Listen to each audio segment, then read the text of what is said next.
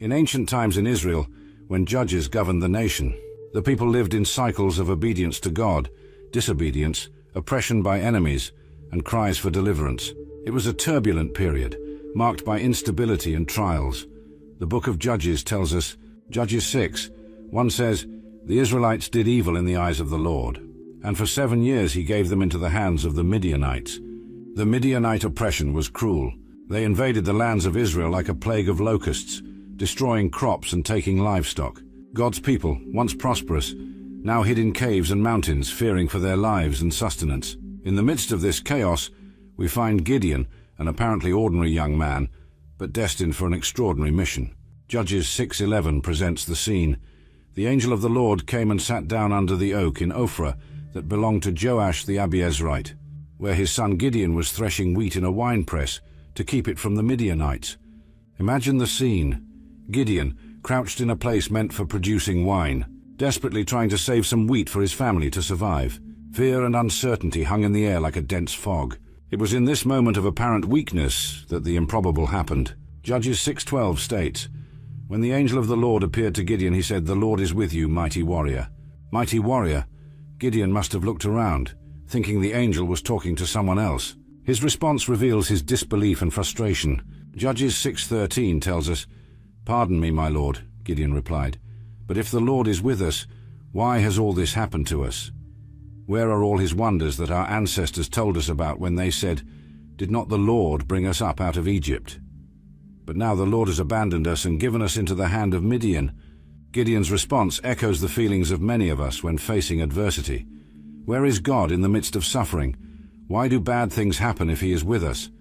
But the angel did not come to debate theology. He came with a mission. Judges 6:14 continues, "The Lord turned to him and said, 'Go in the strength you have and save Israel out of Midian's hand. Am I not sending you?'" Gideon, still in disbelief, tries to excuse himself. He sees himself as the least in his family, which in turn is the least in his tribe. How could he be the chosen one for such a grand task? Judges 6:16 shows us, "Pardon me, Lord," Gideon replied, "but how can I save Israel? My clan is the weakest in Manasseh, and I am the least in my family." The Lord answered, "I will be with you, and you will strike down all the Midianites, leaving none alive." God's promise is clear and powerful. It doesn't depend on Gideon's strength, but on the presence and power of God himself. Still hesitant, Gideon asks for a sign. He prepares an offering, meat from a goat and unleavened bread. The angel of the Lord then performs something extraordinary.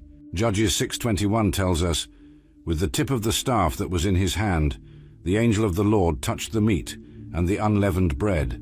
Fire flared from the rock, consuming the meat and the bread, and the angel of the Lord disappeared." At that moment, the reality of the divine presence hit Gideon with full force. The text tells us in Judges 6:22-23, "When Gideon realized that it was the angel of the Lord, he exclaimed, 'Alas, sovereign Lord, I have seen the angel of the Lord face to face.' But the Lord said to him, 'Peace, do not be afraid. You are not going to die.'" The improbable calling was sealed. Gideon, the least of the least, had been chosen by God for a mission that would change the course of Israel's history. His journey of transformation, from a fearful man hiding in a winepress to a fearless leader of a nation, was just beginning. Gideon built an altar to the Lord there and called it "The Lord is Peace." That place in Ophrah, which had once been a symbol of fear and scarcity, became a memorial of the transformative encounter between a powerful God and an ordinary man. The call of God to Gideon was clear, but the young warrior still struggled with his insecurities. Although he had raised an altar to the Lord, naming it "The Lord is Peace," Gideon needed more assurances before leading Israel against the Midianites. The narrative continues in Judges 6:36-37, where we read, "Gideon said to God, 'If you will save Israel by my hand, as you have promised, look, I will place a wool fleece on the threshing floor. If there is dew only on the fleece, and all the ground is dry, then I will know that you will save Israel by my hand, as you said.'" This request from Gideon reveals his persistent hesitation. He sought a tangible sign, something he could see and touch to confirm God's will. It reflects human nature, which often seeks concrete evidence even in the face of divine promises. What happened next was extraordinary. Judges 6:38 tells us, "And that is what happened. Gideon rose early the next morning. He squeezed the fleece and wrung out the dew, a bowl full of water." Imagine the scene. Gideon waking up before sunrise, his heart racing as he approached the fleece. When he picked it up, he felt the weight of the water. His hands trembled as he squeezed the fleece, filling an entire bowl with dew. The ground around it was completely dry, an undeniable miracle. But the story doesn't end there. Gideon, still not entirely convinced, makes an even bolder request. Judges 6:39-40 states, "Then Gideon said to God, 'Do not be angry with me. Let me make just one more request. Allow me one more test with the fleece, but this time make the fleece dry and let the ground be covered with dew.' That night God did so. Only the fleece was dry. All the ground was covered with dew. This second test completely reverses the first. Now, Gideon asks for the fleece to be dry, while the ground around it is soaked with dew. It is a request that defies the laws of nature, since the fleece would normally absorb moisture from the air. The fact that God granted this second request demonstrates his patience and understanding of Gideon's doubts. It serves as a powerful reminder that God often accommodates our weaknesses, providing the assurance we need to fulfill his will. These events hold profound significance. The fleece, a product of sheep, could symbolize the very people of Israel, the flock of God. In the first test, the fleece being wet while the ground remained dry could represent how God would bless his people in a barren world. In the second test, the fleece being dry while the ground was wet could symbolize how God would use Israel to bless the nations around them. More than that, these fleece tests illustrate Gideon's gradual transformation. From a man hiding, threshing wheat in a winepress, he was now in direct conversation with God, negotiating the terms of his faith and leadership. It is important to note that although God answered Gideon's requests, seeking signs is not the ideal standard of faith. In many other passages of Scripture, we are encouraged to trust in God's word without demanding miraculous proof. However, at this crucial moment in Israel's history, God, in his grace, chose to strengthen Gideon's faith through these tangible signs. The fleece test marks a turning point in Gideon's narrative. His doubts were dissipated, his faith strengthened. He was now ready to lead the people of Israel against their oppressors. The man who once considered himself the least in his family was about to become one of the greatest judges of Israel. The story of the fleece teaches us several important lessons. First, that God is patient with our doubts and is willing to provide us with the assurance we need to fulfill his will. Second, that faith often grows gradually through concrete experiences with God. And third, that when God calls us to a task, he also equips us with the confidence needed to accomplish it. As the dew dried under the rising sun, Gideon rose as a new man. His insecurities had been washed away along with the dew, and in their place grew fierce determination. The warrior that God had seen from the beginning was finally emerging. With divine confirmation secured, Gideon was ready for the next step in his journey. The army needed to be gathered, and a decisive battle was on the horizon. The man who tested God with a fleece was about to be tested in the heat of conflict. With renewed confidence from the signs of the fleece, Gideon was ready to lead Israel against the Midianites. God's call echoed in his ears, and the time to act had come. The narrative transports us to a crucial moment in Israel's history, where human logic would be challenged by divine wisdom. Judges 7:1 sets the scene. Jerubbaal, that is Gideon, and all the people who were with him rose early and camped beside the spring of Harod. The camp of Midian was north of them, in the valley near Mount Moreh. Gideon, now also known as Jerubbaal, let Baal contend with him. After destroying the altar of Baal, had gathered a considerable army. The biblical text gives us an idea of the magnitude of this force in Judges 7:3. Now announce to the people that anyone who is afraid and trembling may return home and leave Mount Gilead. This statement suggests that the army was positioned on Mount Gilead, preparing for battle.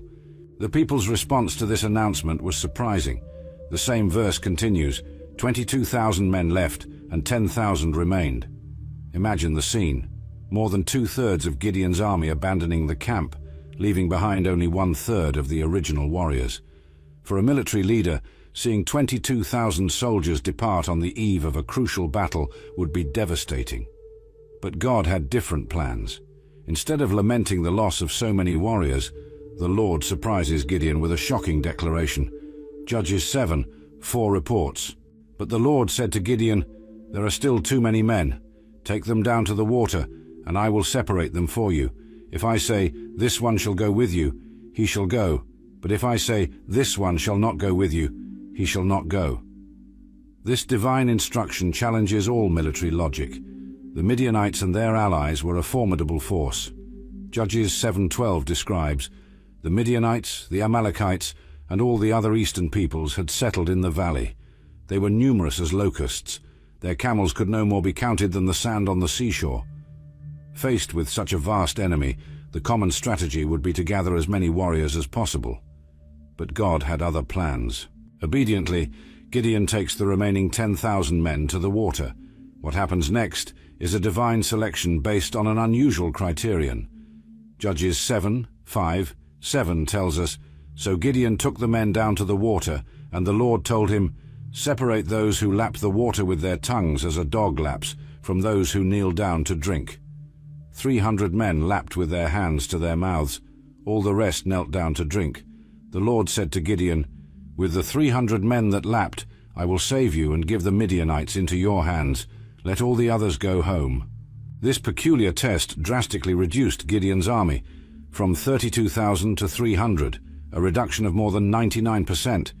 To put this in perspective, imagine a modern army of 100,000 soldiers being reduced to just 937. Human logic would scream that this is madness, a military defeat. But God's ways are not our ways, and his thoughts are not our thoughts. This drastic reduction had a clear purpose, expressed in Judges 7:2. The Lord said to Gideon, "You have too many men for me to deliver Midian into their hands, in order that Israel may not boast against me that her own strength has saved her." God was teaching a powerful lesson, not only to Gideon, but to the entire people of Israel and to all future generations. Victory would not come through the strength of numbers or military skill, but through the power of God. This truth would echo through the centuries, finding its fullest expression in the New Testament, where the Apostle Paul writes in 2 Corinthians 12:9, "My grace is sufficient for you, for my power is made perfect in weakness." The selection of the 300 warriors, based on how they drank water, may seem arbitrary at first glance, but it may have a deeper meaning. Those who lapped the water like dogs, remaining alert and vigilant, could represent the most prepared and attentive warriors. They did not lower their guard even for a basic need like drinking water. This quality would be crucial in the battle to come. Moreover, the number 300 has significance in biblical history. It was with 318 men that Abraham rescued Lot in Genesis 14. It was also with 300 men that Samson defeated the Philistines in Judges 15. God was once again demonstrating that he can accomplish great deeds with small numbers. Imagine the mixed feelings in the Israelite camp that night. 9,700 warriors returning to their homes, perhaps relieved to escape battle, but also ashamed for not being chosen. And the 300 who remained? They must have felt a mix of honor at being selected and fear at the seemingly impossible task ahead. As for Gideon, this was the ultimate test of his newly strengthened faith. He had asked God for signs with the fleece, and God had answered. Now God was asking Gideon for a sign of his trust, leading a tiny army against a formidable force. The reduction of Gideon's army teaches us profound lessons about faith, trust, and the power of God. It reminds us that God does not need large numbers or abundant resources to accomplish his purposes. He often chooses to work through the small, the weak, and the improbable to demonstrate his power and receive all the glory. This story also challenges us to trust in God, even when circumstances seem impossible. How many times do we feel inadequate or ill-equipped for the tasks God places before us? Gideon's story reminds us that it is precisely in those moments that God can operate most powerfully. As the 300 chosen warriors prepared for battle, sharpening their swords and adjusting their armor, an atmosphere of expectation hung over the camp. They knew they were about to witness something extraordinary. The God who had reduced their army certainly had a plan for victory. Night fell over the Israelite camp. In the distance, the campfires of the vast Midianite army flickered in the valley, reminding Gideon and his men of the seemingly impossible task before them. But with God, the impossible was about to become possible.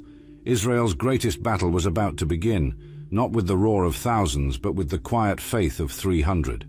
With only 300 men against an army vast as clouds of locusts, Gideon faced an apparently impossible situation. But God, in his infinite wisdom, had an extraordinary plan to ensure Israel's victory. The night before the battle was crucial. God, recognizing Gideon's natural apprehension, offered him a unique opportunity to strengthen his faith. Judges 7:9. 11 states, "That night the Lord said to Gideon, 'Get up and go down to the camp, for I am giving it into your hands. If you are afraid to attack, go down to the camp with your servant Purah and listen to what they are saying. Afterward you will be encouraged to attack the camp.'" This divine instruction reveals both God's understanding of human weaknesses and his willingness to strengthen his servants. Obediently, Gideon went down to the enemy camp with his servant Purah. What happened next was nothing short of providential. Judges 7:13-14 describes the scene. Gideon arrived just as a man was telling his friend about a dream. "I had a dream," he was saying. "A round loaf of barley bread came tumbling into the Midianite camp. It struck the tent with such force that the tent overturned and collapsed." His friend responded, "This can be nothing other than the sword of Gideon son of Joash, the Israelite. God has given the Midianites and the whole camp into his hands." This dream and its interpretation were exactly what Gideon needed to hear. The barley loaf, a common food among the poorer Israelites, represented Gideon's unlikely army. The overturned tent symbolized the imminent defeat of the Midianites. God was showing Gideon that even the enemies were unconsciously recognizing the divine power acting through him. Strengthened by this experience, Gideon returned to the Israelite camp, ready to lead his small army. Judges 7:15 tells us, "When Gideon heard the dream and its interpretation, he worshipped God. He returned to the camp of Israel and called out, 'Get up! The Lord has given the Midianite camp into your hands.'" Now, with renewed faith, Gideon was ready to implement the divine strategy. And what an unusual strategy it was. Judges 7:16 details, "Dividing the 300 men into 3 companies, he placed trumpets and empty jars in the hands of all of them, with torches inside." Imagine the scene. 300 men, each carrying a trumpet in one hand and a jar with a torch hidden in the other. It was not the conventional armament one would expect from an army about to face a vastly superior force. Gideon then instructed his men, as we read in Judges 7:17-18. "Watch me," he told them. "Follow my lead. When I get to the edge of the camp, do exactly as I do. When I and all who are with me blow our trumpets, then from all around the camp, blow yours and shout, 'For the Lord and for Gideon.'" The strategy was simple, yet brilliant in its psychological effectiveness. The plan was to create the illusion of a much larger army, taking advantage of the darkness of night and the element of surprise. Judges 7:19-20 describes the attack. Gideon and the 100 men with him reached the edge of the camp at the beginning of the middle watch, just after they had changed the guard. They blew their trumpets and broke the jars that were in their hands. The 3 companies blew the trumpets and smashed the jars, grasping the torches in their left hands and holding in their right hands the trumpets they were to blow. They shouted, "A sword for the Lord and for Gideon." The effect was immediate and devastating. Judges 7:21, 22 reports, "Each man stood in his place around the camp, and all the Midianites ran, crying out as they fled. When the 300 trumpets sounded, the Lord caused the men throughout the camp to turn on each other with their swords. The army fled to Beth Shittah toward Zererah, as far as the border of Abel-Meholah near Tabbath. The confusion in the Midianite camp was total. The sudden sound of 300 trumpets, the brightness of 300 torches emerging from the darkness, and the battle cry echoing from all sides, created the illusion of a massive army attacking from all directions. In their panic, the Midianites began to fight among themselves, unable to distinguish friend from foe in the darkness and chaos. This divine strategy demonstrates several important truths. First, it shows that God often uses unusual methods to achieve his purposes. The weapons of victory were not swords or spears, but trumpets, jars, and torches. Second, it highlights the importance of obedience. Gideon and his men followed God's instructions to the letter, even when they seemed strange or illogical. Their faithfulness was rewarded with a miraculous victory. Third, it illustrates the power of faith in action. The 300 men had to believe that the plan would work, exposing themselves to danger by breaking their jars and revealing their positions with the torches. Finally, it demonstrates that when God is in control, even the smallest forces can overcome the greatest challenges. The victory did not come through Israel's military strength, but through the power of God working through his obedient people. As the Midianites fled in panic, Gideon and his men remained in their positions, witnessing the incredible divine intervention. The battle was won, but the pursuit of the fleeing enemies was just beginning. The Israelite army, which had watched from a distance, would now join the hunt, completing the victory that God had so miraculously initiated. Gideon, now fully confident in the power of God, led an unrelenting pursuit of the retreating enemies. This phase of the campaign would reveal not only Gideon's determination, but also the internal challenges that Israel would face even amidst victory. Judges 7:23-24 shows us how the pursuit began. The Israelites from Naphtali, Asher, and all of Manasseh were called out, and they went in pursuit of the Midianites. Gideon sent messengers throughout the hills of Ephraim, saying, "Come down to attack the Midianites and seize the waters of the Jordan ahead of them, as far as Beth-barah." This call demonstrates Gideon's strategic leadership. He not only pursued the enemy, but also mobilized additional forces to cut off the Midianites' escape route. The response was immediate, as we see in the continuation of verse 24. So all the Ephraimites were called out and took the waters of the Jordan as far as Beth-barah. Gideon's strategy proved effective, Judges 7:25 reports.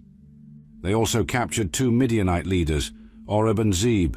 They killed Oreb at the rock of Oreb, and Zeb at the winepress of Zeb. They pursued the Midianites and brought the heads of Oreb and Zeb to Gideon, who was on the other side of the Jordan. The capture and execution of these Midianite leaders was a significant blow against the enemy. However, this victory also brought to light internal tensions among the tribes of Israel. Judges 8:1 shows us the beginning of this conflict. The Ephraimites asked Gideon, "Why have you treated us like this? Why didn't you call us when you went to fight Midian?" And they criticized him sharply. This reaction from the Ephraimites reveals the tribal pride and desire for recognition that often threatened Israel's unity. They felt excluded from the glory of the initial victory, even though they had played a crucial role in capturing the enemy leaders. Gideon's response demonstrates his diplomatic wisdom. Judges 8:2-3 records. But he answered them, "What have I accomplished compared to you? Aren't the gleanings of Ephraim better than the full grape harvest of Abiezer? God gave Oreb and Zeb, the Midianite leaders, into your hands. What was I able to do compared to you?" At this, their resentment against him subsided. With this skillful response, Gideon managed to calm the Ephraimites, valuing their contribution and downplaying his own achievements. This ability to handle internal conflicts would be crucial for maintaining Israel's unity during and after the campaign. Meanwhile, the pursuit of the Midianite kings continued. Judges 8:4-5 gives us a sense of the intensity of this pursuit. Gideon and his 300 men, exhausted yet still pursuing the enemy, came to the Jordan and crossed it. He said to the men of Succoth, "Give some bread to my troops, they are worn out, and I'm still pursuing Zebah and Zalmunna, the kings of Midian." This request from Gideon reveals both the determination of his small army and the difficulties they faced. They were exhausted, but persisted in the pursuit, demonstrating remarkable dedication to their mission. However, the response from the men of Succoth was surprisingly negative. Judges 8:6 records, "But the officials of Succoth said, 'Are Zebah and Zalmunna already in your hands that we should give bread to your troops?'" This refusal not only demonstrated a lack of solidarity, but also a lack of faith in Gideon's ability to complete his mission. Gideon's response was harsh and prophetic. Judges 8:7 tells us, "Then Gideon said, 'Very well, when the Lord has given Zebah and Zalmunna into my hands, I will tear your flesh with desert thorns and briars.'" Gideon faced a similar reception in Penuel, as we see in Judges 8:8-9. From there he went up to Penuel and made the same request, but they answered as the men of Succoth had. So he said to the men of Penuel, "When I return victorious, I will tear down this tower. These interactions reveal the political and social complexities that Gideon had to navigate, even amidst his military campaign. Not everyone in Israel was united in support of his mission, and some even showed open hostility or skepticism.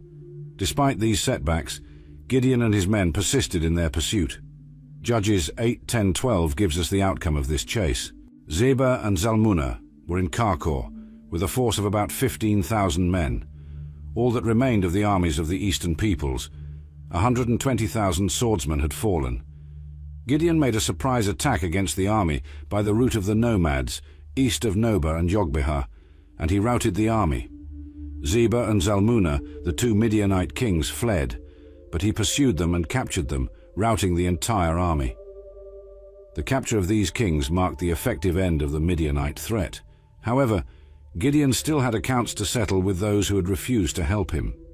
Judges 8:13-17 describes how he fulfilled his promises to Succoth and Penuel. Gideon, son of Joash, returned from the battle by the ascent of Heres. He captured a young man of Succoth and interrogated him, and the young man wrote down for him the names of the 77 authorities of Succoth, the leaders of the city. Then Gideon went to the men of Succoth and said, "Here are Zebah and Zalmunna, concerning whom you taunted me, saying, 'Have you already captured Zebah and Zalmunna? Why should we give bread to your weary men?' So he took the leaders of the city and punished them with the thorns and briars of the wilderness. He also tore down the tower of Penuel and killed the men of the city." These actions of Gideon, although they may seem severe by modern standards, demonstrate the fulfillment of his word and establish his authority as leader of Israel.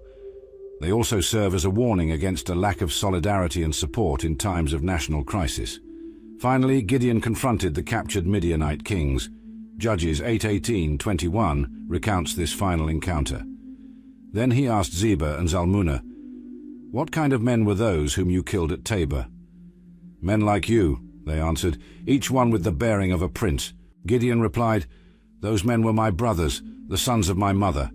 As surely as the Lord lives, if you had spared them, I would not kill you." He said to Jether, his oldest son, "Draw your sword and kill them." But Jether did not draw his sword, because he was afraid, being still a boy. Zebah and Zalmunna said, "Get up yourself and kill us, for as the man is, so is his strength." So Gideon arose and killed them, and he took the ornaments off the necks of their camels. This final episode of the pursuit reveals several aspects of Gideon's character. His determination to avenge his brothers shows his sense of justice and familial loyalty. The hesitation of his son Jether and Gideon's subsequent action demonstrate his strength and resolve as a leader. With the death of Zebah and Zalmunna, Gideon's campaign against the Midianites came to an end. Israel was free from its oppressors, and Gideon emerged as a powerful and respected leader. However, the consequences of this victory and Gideon's subsequent decisions would have a lasting impact on the history of Israel, as we will see in the next chapter of his life. After the decisive victory over the Midianites, Gideon found himself in a position of great respect and authority in Israel. His legacy, however, would be marked by a mix of triumph and tragedy, faithfulness and failure. The people, impressed with his leadership, made a surprising proposal. Judges 8:22 states, "The Israelites said to Gideon, 'Rule over us you, your son and your grandson, because you have saved us from the hand of Midian.'"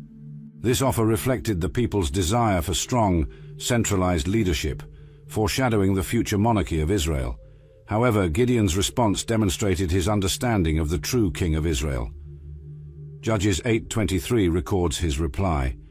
But Gideon told them, "I will not rule over you, nor will my son rule over you. The Lord will rule over you." This declaration by Gideon was a powerful testimony of his faith and understanding of God's role as the true leader of Israel. He recognized that his victory was not the result of his own strength or skill, but of God's power. However, Gideon's subsequent actions revealed a complexity in his character. Judges 8:24-27 narrates an intriguing episode. He continued, "I do have one request of you. Give me each of you an earring from your share of the plunder." It was the custom of the Ishmaelites to wear gold earrings. They answered, "We'll be glad to give them." So they spread out a garment, and each man threw a ring from his plunder into it. The weight of the gold earrings he asked for came to about 25 pounds, not counting the ornamental pendants, the purple garments worn by the kings of Midian, or the chains that were on the camels' necks. Gideon made the gold into an ephod, which he placed in his hometown, Ophrah. All Israel prostituted themselves by worshipping it there, and it became a snare to Gideon and his family. This episode reveals a significant flaw in Gideon's judgment. Although his intention may not have been to establish an idolatrous cult, his actions led the people to a form of misplaced worship. The ephod, priestly garment he created, became an object of improper veneration, diverting the people from true worship of God. Despite this mistake, the immediate impact of Gideon's leadership was positive for Israel. Judges 8:28 tells us, "Thus Midian was subdued before the Israelites and did not raise its head again. During Gideon's lifetime, the land had peace for 40 years. These 40 years of peace were a testimony to the effectiveness of Gideon's leadership and God's blessing upon Israel when the people turned to him. However, the narrative also reveals that the seeds of future problems were being sown. Judges 8:30-31 gives us a glimpse into Gideon's personal life. Gideon had 70 sons born to him, for he had many wives. His concubine, who lived in Shechem, also bore him a son, whom he named Abimelech. This description of Gideon's family, particularly the mention of his many wives and a concubine, suggests that he may have adopted practices more associated with the kings of neighboring nations than with a theocratic leader of Israel. The specific mention of Abimelech is significant, for he would come to play a tragic role in the subsequent history of Israel. The end of Gideon's life is summarized in Judges 8:32. Gideon, son of Joash, died at a good old age and was buried in the tomb of his father Joash in Ophrah of the Abiezrites. Tragically, after Gideon's death, the people quickly turned away. Judges 8:33-35 reports, "No sooner had Gideon died than the Israelites again prostituted themselves to the Baals. They set up Baal-berith as their god and did not remember the Lord their God, who had rescued them from the hands of all their enemies on every side. They also failed to show loyalty to the family of Jerub-baal, that is Gideon, for all the good things he had done for them." This return to idolatry and lack of gratitude toward Gideon's family demonstrates the cyclical nature of Israel's history during the time of the Judges. Periods of faithfulness and blessing were often followed by spiritual decline and turmoil. The story of Gideon is a powerful testimony to God's ability to use unlikely people to fulfill his purposes. From his calling as the least in his family to becoming a powerful leader of Israel, Gideon exemplifies how faith and obedience can overcome fear and insecurity. Gideon's life challenges us to trust in God, even when circumstances seem impossible. It reminds us that God can do much with little when we place our trust in him. As we reflect on this story, let us ask ourselves, where in our lives might God be calling us to act in faith? What armies of difficulties do we face that seem insurmountable?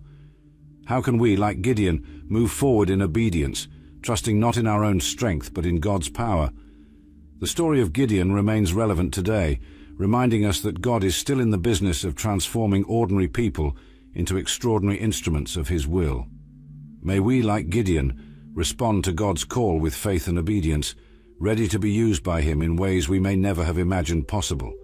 If this story touched your heart, and you wish to learn more about the heroes of faith in the Bible, be sure to subscribe to our channel and turn on notifications. Together we can explore the rich lessons that Scripture has to teach us and apply them to our daily lives.